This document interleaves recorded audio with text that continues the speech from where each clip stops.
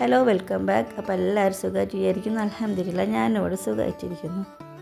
അപ്പോൾ വീഡിയോ എല്ലാവരും മുഴുവനായിട്ട് കാണാൻ ശ്രമിക്കുക കേട്ടോ. അപ്പോൾ ഇത് പതിപോലെ കിച്ചണിലൊക്കെ ഇറങ്ങിയിട്ടുണ്ട്.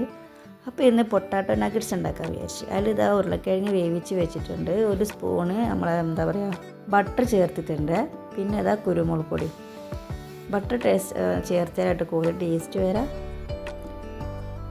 പിന്നെ ഇതാ ഗരം മസാല ഇട്ടിട്ടുണ്ട്. ഇതിനൊപ്പം നമുക്ക് മല്ലിയില, അതുപോലെ തന്നെ ചിക്കന് ഒക്കെ ചേർക്കാം കേട്ടോ. പിന്നെ ഒരു 1/2 ടീസ്പൂണ് നമ്മളെ സോയാ സോസ് ഒഴിച്ചിട്ടുണ്ട്. അത് ഓപ്ഷനിലാണ്, ഉണ്ടെങ്കിൽ ഒഴിച്ചാൽ മതി.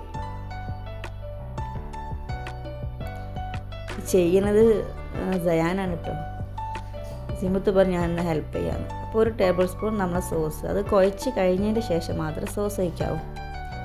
എന്നിട്ടിങ്ങനെ ബോള് പോലാക്കി ചെറിയത് ഒരു ചെറുത് മതി. അതൊക്കെ ഓൻ തന്നെയാണ് ചെയ്യുന്നത്.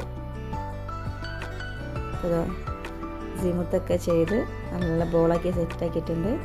പിന്നെ അത് ഒരു മുട്ട, അതിൽ കുരുമുളക് പൊടി ഉപ്പ് ഇട്ടിട്ട് കലക്കി വെച്ചതാണ്. അതിലൊന്ന് കോട്ട് ചെയ്തതിന് ശേഷം ഈ ബ്രെഡ് ക്രംസിലൊന്ന് കോട്ട് ചെയ്യാം.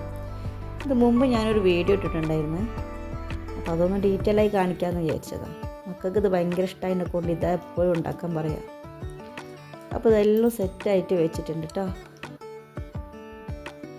നമ്മൾ സോസിൻ്റെ ഒപ്പരൊക്കെ കൂട്ടി കഴിക്കാൻ നല്ല ടേസ്റ്റാണ്. അപ്പോൾ സോസ് വേണമെന്നില്ല, അങ്ങനെ കഴിച്ചാൽ മതി. മല്ലിയിലൊക്കെ ചെറുതായിട്ട് കൊത്തി ചെയ്യണം കേട്ടോ, ചിക്കൻ ആയാലും എന്തായാലും. പക്ഷേ ഇതിലധികം ചിക്കൻ ഇടാറില്ല. ഞാൻ ചിക്കൻ ഇടാറില്ല, പക്ഷേ അത് ഓരോരുത്തർ ഫ്ലേവറിനനുസരിച്ച് വേണമെങ്കിൽ ഇടാം. ഇതിൽ ശരിക്കും ബട്ടറും കുരുമുളക് പൊടിയും മാത്രം മതി, വേറെ ഒന്നും വേണമെന്നില്ല, ഉപ്പും.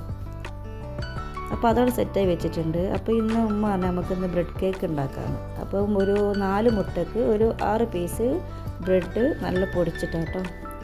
അപ്പോൾ അതിലൊക്കെ ഏലക്കായും പഞ്ചസാരയൊക്കെ ഇട്ടിട്ടുണ്ട്. എന്നിട്ട് ഇതുപോലെ നല്ല ഈ ഒരു തിക്കിലാവണം കേട്ടോ. ഏലക്കായ് പോരാന്ന് പറഞ്ഞിട്ട് പിന്നെ ഉമ്മ ഇടാണ്. പിന്നെ ഇതിൽ നമുക്ക് ഒരു 1/2 വേവ് ആവുമ്പോൾ നമുക്ക് കുറച്ച് നട്ട്സൊക്കെ ഇട്ട് കൊടുക്കാം കേട്ടോ.